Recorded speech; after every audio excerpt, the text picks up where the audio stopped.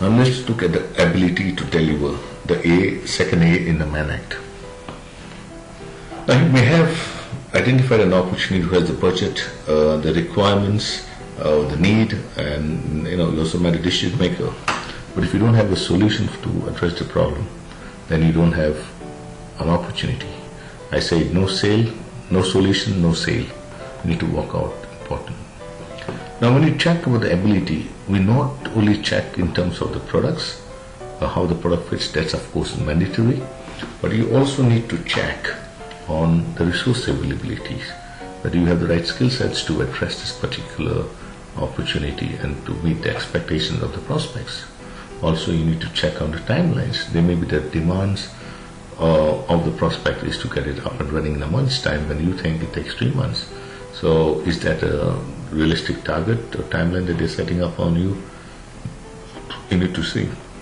And also you need to see whether it's the right investment, in terms of time and money that you're going to spend on this project.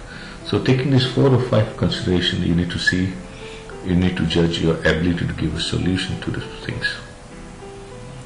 An important point in ability to deliver is to communicate your solution and get confirmation. Many times we do requirement analysis and then we go and give a demo. And we assume that this is what the customer wants. So it's always good to reconfirm that this is what the customer wants and communicate to him, I understand this is what your problem was, this is what we suggested, are you in agreement with this, do you think this works for you?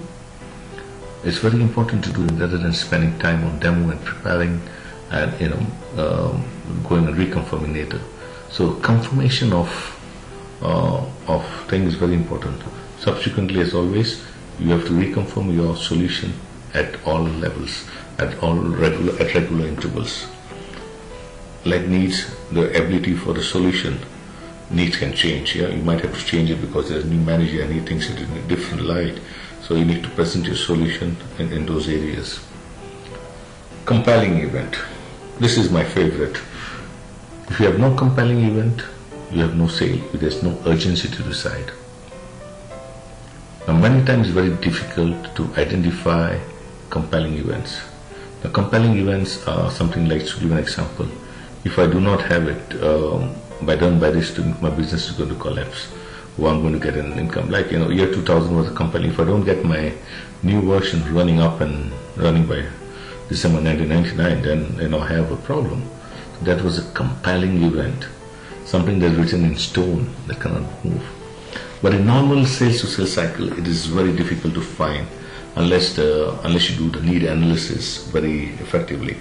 So what we believe is you need to create compelling events and test it with a customer and see whether they're genuinely based on. And you could do this by going back to your need analysis, by asking those painful questions, the ROI question, the pain questions rather, and create a compelling event. Create a fear or a panic. Oh my God, you're going to say if you don't get this sales process right, you're losing millions of dollars and you need to get things right at the urgency. In terms of the competition, competition is normally perceived as another competitor selling a similar product. But in our terminology, it's much different.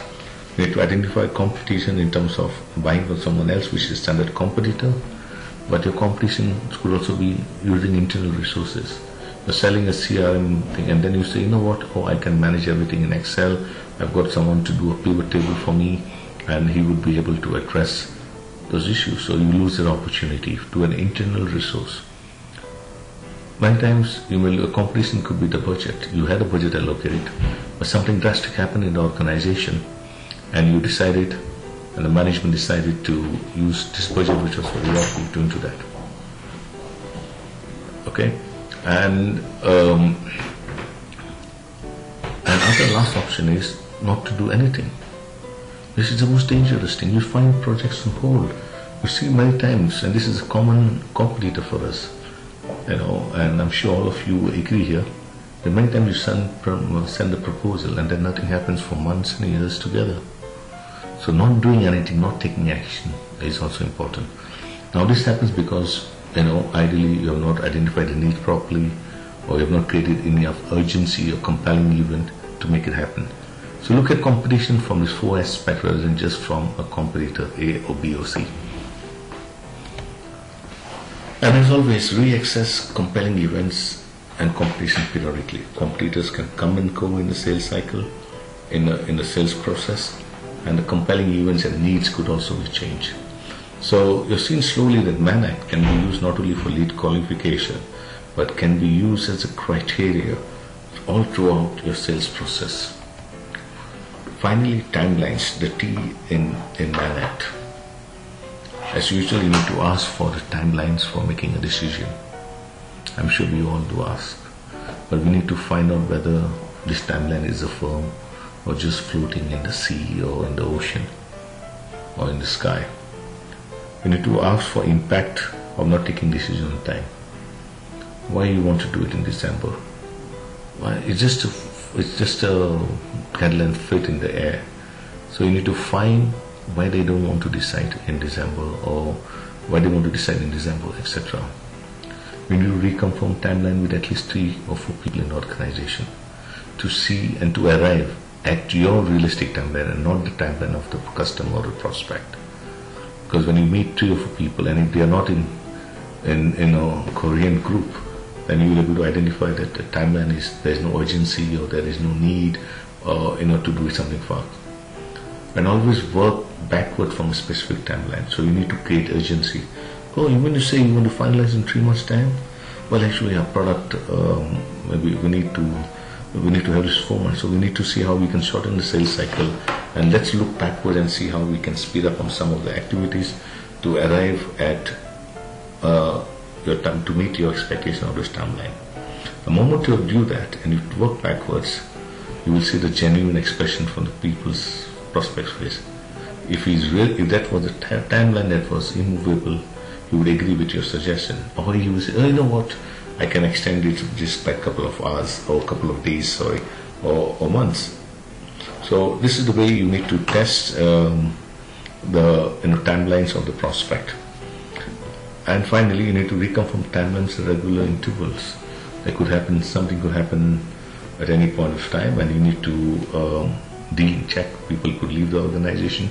You need to check the availability of the resources, the timelines at any point of time. Now let's see what we've discussed is manact and how to put manact and ask the questions that would be relevant to qualify the things. Now this is how you could put manact in your pipeline if you have probabilities of tracking out. So we say this is just a guideline, by the way. If it's a qualified lead, you need to have at least need and ability to deliver a solution. If it's a genuine prospect, you need to have all the manacts, authority, need, compelling. So if you identified manact, your opportunity is just 20-25%, because you don't know there could be certain critical things, and you can still continue doing manact at the qualification stage, at the demo stage, to make sure that the needs were rightly addressed, the expectations were met, the key people were there, the decision maker is there, and at the proposal stage and another stage. And finally, how do we put manact to immediate use? In your pipeline opportunity, we have a status when you send it to us, whether this opportunity has been manacted or no. And at least in the Middle East region, all our partners send us the forecast into this particular format. So this gives me an idea immediately. In ACE International, the money part is still not known and the compelling event. So I automatically will think, this case could get delayed because it may not happen close, because there's a need. We met the people, but there is no compelling need and we're not sure about their budget. So we need to work on. Branco's next case, here we have set the budget and there's a need, but we've not met anybody, we have not seen whether the solution fit. So I see that as a far possibility. Yeah. So this is the way you could get. Furthermore, you look at Galax traders. Yeah. We've identified the need, got a solution, there's urgency. They said they have the budget, but you know what? We have not met the managing director of the company and they have no time. So it looks like in this case, the decision making is more with the top level, and and the timeline is also left with the top level. So you see, you get different indicators on how to check your potential opportunities. And finally, before we take on questions, this is just to say that you will always be qualifying. As a salesman, you should be qualifying and qualifying and qualifying. Past performance in sales is never, like in investments rather, is not an indicator for future performances.